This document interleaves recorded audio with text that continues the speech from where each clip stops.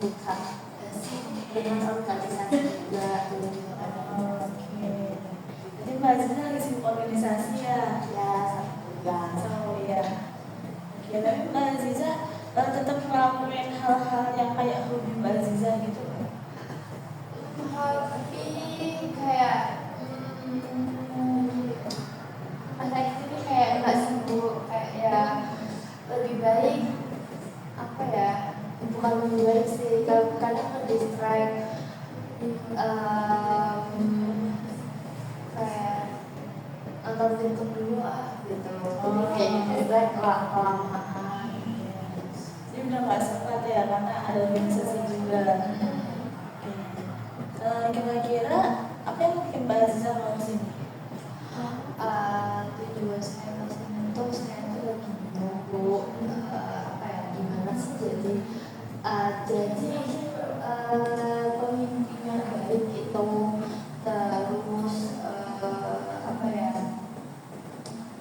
terus saya tuh juga baru pertama kali gitu loh jadi pemimpin kayak gini, jadi kayak belum ada pengalaman. Terus ya saya ingin dapat solusi yang bisa dari keresahan saya gitu. Terus saya juga ingin kita. Oke, jadi kan mengkonsultasikan tentang pemimpin tadi ya. Oke, sebelum itu di sini saya mau menetapkan kalau sesi coaching kita akan terjadi selama 30 sampai 45 menit. Terus juga di sini ada semacam kayak kita bikin kesepakatan. Jadi kita konseling dengan durasi tersebut dan Mbak Aziza bebas menceritakan apapun karena di sini kita menanamkan asas kerahasiaan. Ini kita sepakat ya, apakah Mbak Aziza sudah sepakat? Sepakat. Berarti tadi yang mengkonsultasikan tentang kepemimpinan ya? Oke, bagus nih kamu udah datang ke sini. Artinya kamu udah melakukan hal yang tepat karena kamu datang ke tempat yang tepat seperti itu. Oke, kira-kira apa yang biasanya kamu pikirkan pas kamu disuruh jadi pemimpin? Yang aku pikirkan sih apa ya, gimana tugas yang diberikan itu ya terselesaikan dengan baik ya gitu. Jadi kayak gimana posisi pemimpin yang baik, tugasnya selesai ya. Oke, apa yang kamu takutkan dari menjadi pemimpin itu? Sebenarnya saya tuh dari awal-awal tuh gak takut, kayak ini pengalaman baru kayak gitu. Udahlah aku ikuti terus perjalanan ini sebagai ketua. Sebenarnya saya tuh masih jadi ketua bidang kayak gitu, aku masih belum jadi ketua yang sesungguhnya gitu. Nah terus di awal-awal tuh aku tuh masih canggung, kayak ya udahlah kita ngerjain apa ya sesuai tugasnya ketua bidang tersebut. Nah terus di tengah-tengah itu tuh ada konflik dengan anggota aku. Berhubung di sini tuh anggota aku tuh apa ya, kan anggota aku tuh ada 10. Nah yang satu angkatan sama aku itu tuh cuma 2. Jadi yang lain itu yang 8 itu cutting semua. Kayak gitu. Jadi tuh gimana ya, aku tuh mau tegas, kayak mau nyuruh kayak memberikan tugas tuh kayak ya agak gak enak gitu loh Bu. Misalnya ya itu tadi dia kan cutting gitu loh, tapi saya kayak berusaha untuk profesional. Ya udahlah kita tugas gitu, harus tetap dikerjain gitu. Nah terus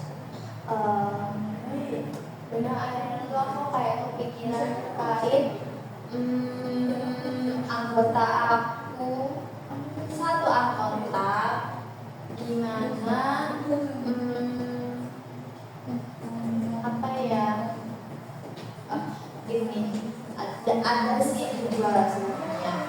yang satu itu dia satu angkatan sama aku, dia tuh cowok. Nah dia tuh bisa dibilang tuh kayak baperan gitu loh Bu.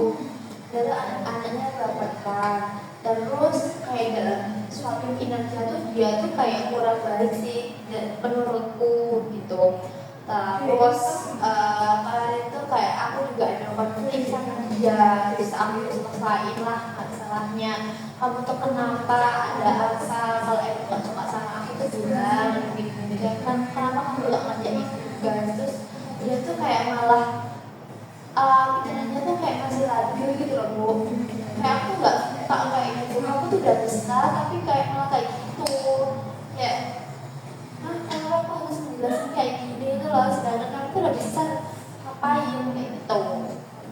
Terus itu udah terselesaikan lah dengan kayak berpikir kamu tuh gak bilang gitu orangnya. Terus habis itu yang kedua itu ada angkat tahun tuh cutting dia itu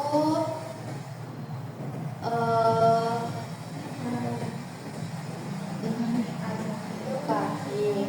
Nah terus tuh aku tuh kayak merasa di beberapa hari itu dia tuh kayak menunjukkan kalau dia tuh kayak mau membanding, nggak tahu ya ini atau emang pribadiku aku yang nggak positif thinking atau gimana. Intinya dia tuh kayak sedikit membandingkan aku dengan ketua bidangnya yang sebelumnya kayak gitu. Terus ya itu kayak kalau emang mau apa ya, kalau emang kinerja aku sama kinerjaku sama kinerja yang dulu kami yang dulu itu berbeda, ya udah cukup di situ aja. Kamu nggak perlu menunjukkan secara gamblang gitu loh. Itu kan kayak namanya di perasaan orang lain kayak gitu loh.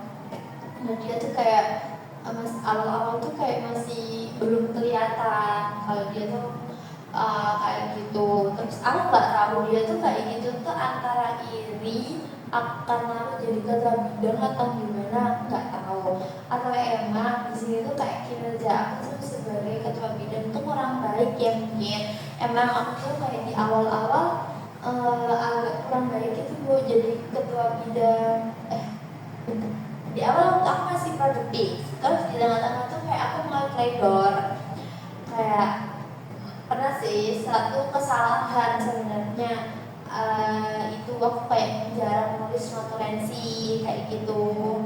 Padahal kan sebenarnya notulensi itu penting gitu loh. Nah itu sih sebenarnya kesalahan aku kayak merasa itu tuh salah, tapi nggak tahu selainnya itu gimana.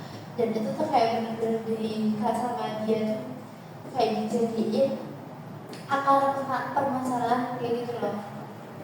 Saya nggak tahu dia di bantu gimana, terus kayak merangkul lembaga itu gimana gitu. Oke, jadi sebenarnya masalah utama Mbak Aziza itu bingung untuk menjadi ketua yang tegas ya, tegas.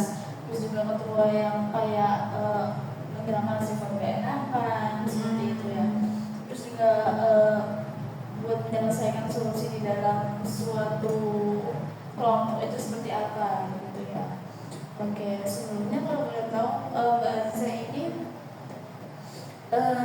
ada nggak kayak ada misalnya kayak ketakutan atau semacam keraguan-keraguan gitu pas jadi pemimpin itu?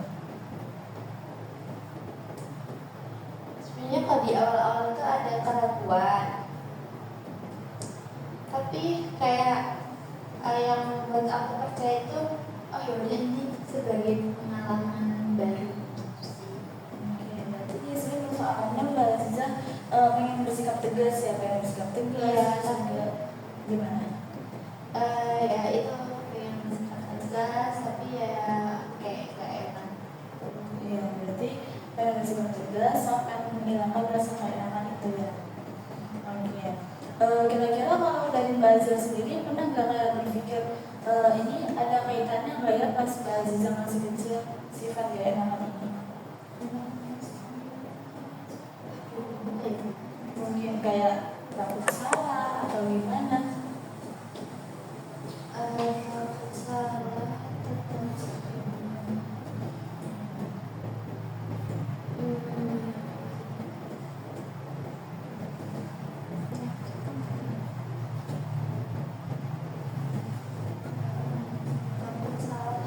Aku kurang tahu ya Bu, kalau dulu tuh sifat aku tuh kayak gimana, karakter aku tuh kayak gimana.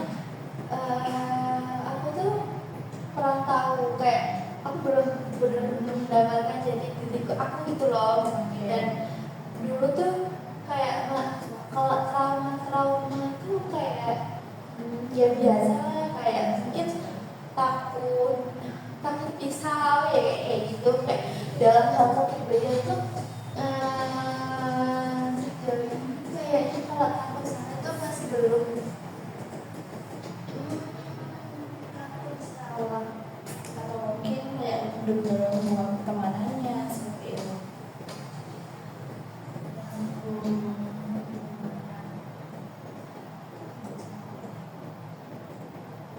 nggak tahu sih Bu, kalau itu kayak sepertinya emang takut sekolah itu kayak tiba-tiba tertanam sendiri aja, kayak ya karena bisa dibilang itu nggak enakan sama sungkan sama itu sih. Sungkan juga ya. Kayak berarti. sungkan gitu sih. Berarti nggak ada perasaan kayak jami gitu, nggak ada ya sebenarnya. Tahu gimana? Takut ya gini nggak, soalnya aku orangnya kalau aku bener aku berani sih. Berarti di sini apa dari permasalahan kamu perlu untuk bersikap tegas itu sebenarnya apa? Mampu untuk bersikap tegas. Aku gini sih, kayak aku ngerasa karena dia tuh kakak kelasku. Iya. Aku kayak berpikir dia tuh mereka tuh lebih pintar gitu loh, dan dibandingkan aku, kayak yang aku tuh berarti ilmunya tuh masih sedikit, terus pengetahuanku juga masih sedikit. Jadi sebenarnya takut merasa salah itu karena mungkin itu apa ya, kayak bisa dibilang kalau sekarang itu kayak jam terbangnya beda kayak gitu loh. Jadi waktu aku ngomong gini gitu tuh aku kayak takut salahnya di situ, kayak aku bisa dibilang takut kayak perkembangannya itu melambat gitu loh Bu. Takut dikira kayak gitu, kayak kamu tuh gak nyari relasi kan kayak gitu. Nah, oh iya, dari sini saya sebentar kayaknya agak ini sih Bu. Ini sebenarnya ada faktornya itu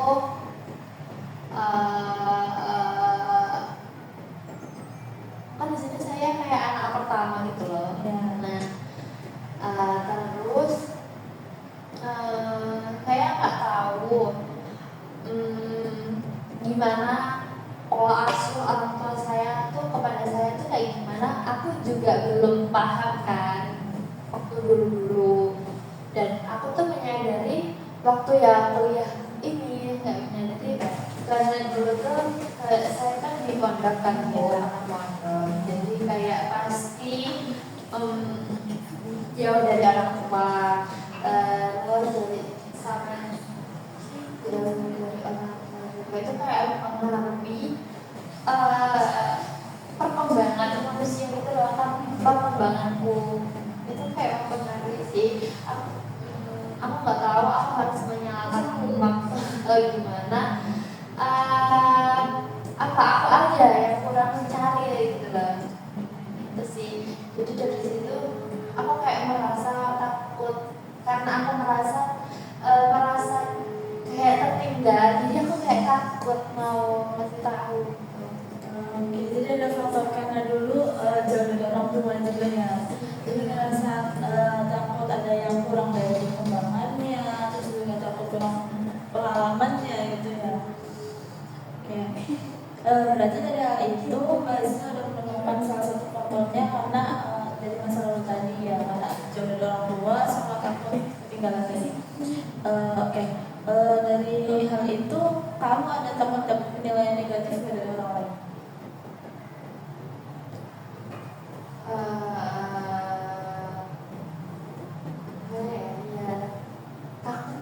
takut tapi selalu ada energi yang kayak aku tuh kalau ada yang nggak suka aku ya aku berusaha bodo amat tapi aku masih kepikiran, jadi kayak gitu sih. Kayak aku berusaha aja, kayak di depan aku bodo amat tapi kayak di belakang sebenarnya aku mikir kayak gitu. Jadi kalau ada yang bersih apa ya, kalau ada yang mengkritik aku negatif secara negatif, aku akan bodo amat dan aku juga mungkin akan diam dulu, terus kayak dari apa ya, aku tadi penilaian negatif itu kayak aku mengevaluasi diriku dulu, kayak aku mengevaluasi diriku, aku kenapa, ada apa, terus kenapa kayak gitu, tanya sama diriku sendiri. Terus kalau berarti udah dapat insight ya dari sini Mbak Aziza sebenarnya. Sebenarnya tuh Mbak Aziza tuh kayak takut penilaian orang, tapi Mbak Aziza juga sadar gitu. Sebenarnya kalau kayak gitu tuh ya udah gitu, aku evaluasi diri aja gitu kan. Terus juga tadi buat tegas juga ada faktor dari masa lalu gitu, tapi ternyata masih bisa dibantu untuk sekarang. Oke, di sini saya mau mempraktekkan salah satu teknik. Saya menanyakan sebelumnya ke Mbak Aziza. Kalau misalnya besok ternyata Mbak Aziza udah bisa jadi pemimpin yang bagus, kira-kira apa yang pertama kali yang Mbak Aziza lakukan? Yang akan aku lakukan mungkin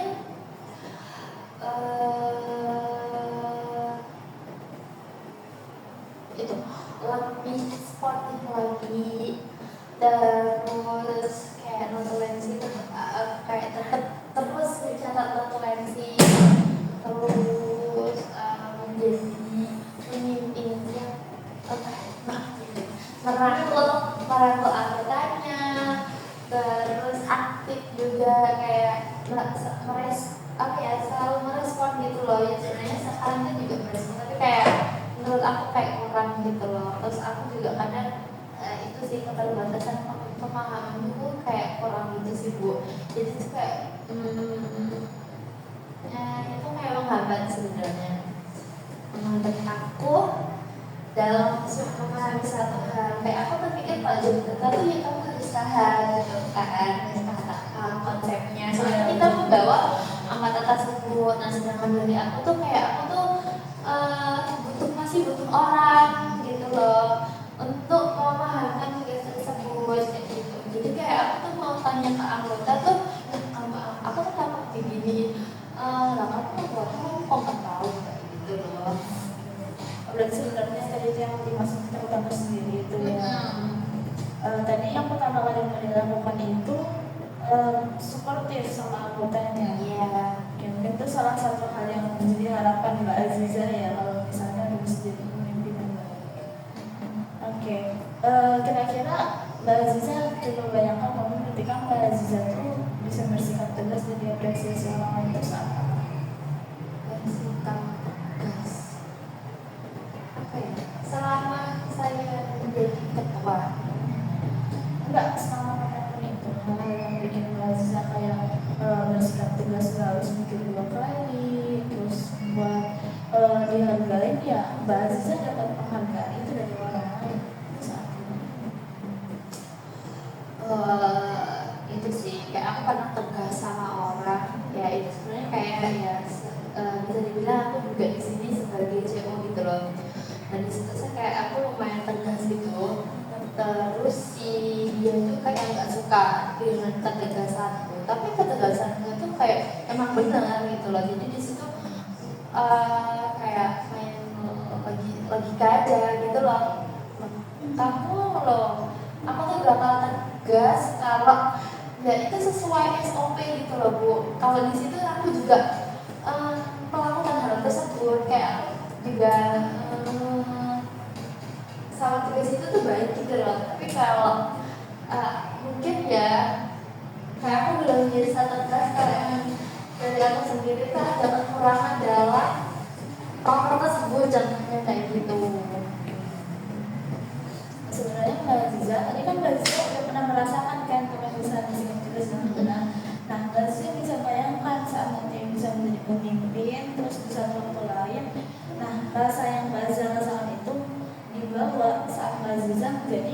pemimpin di suatu waktu seperti itu. Jadi Mbak Aziza bisa merasa saya bisa tegas nih seperti itu. Oke, untuk selanjutnya ada lagi yang Mbak Aziza sampaikan? Sejauh ini udah sih Bu, kayak dari tadi kayak udah dapet aku dapet apa ya, pengalaman baru. Kalau kan aku kayak aku nggak sadar gitu loh kalau aku ternyata paling tegas, dan kenapa kamu nggak bisa tegas di suatu kelompok lain kayak gitu. Jadi ya itu sih yang pertama, mungkin jangan beda-bedakan orang terlebih dahulu kayak gitu. Terus dari situ ya kamu bisa tegas. Oke, berarti sekarang Mbak Aziza udah sadar ya, lebih sadar dan sabar. Oke, mungkin nanti untuk evaluasi selanjutnya saya bakal kasih kertas yang bakal Mbak Aziza isi untuk praktik-praktik harian. Oke, di sini udah ada perkembangan ya. Berarti saya isi ada kesimpulan untuk sesi konseling kita hari ini. Oke, tadi di awal kan Mbak Aziza kan udah ceritain kan kenapa Mbak Aziza udah jadi pemimpin, terus juga merasa kayaknya saya kurang tegas nih karena tadi beberapa faktor ya, salah satunya karena ada beberapa katir nih dalam anggota Mbak Aziza tersebut.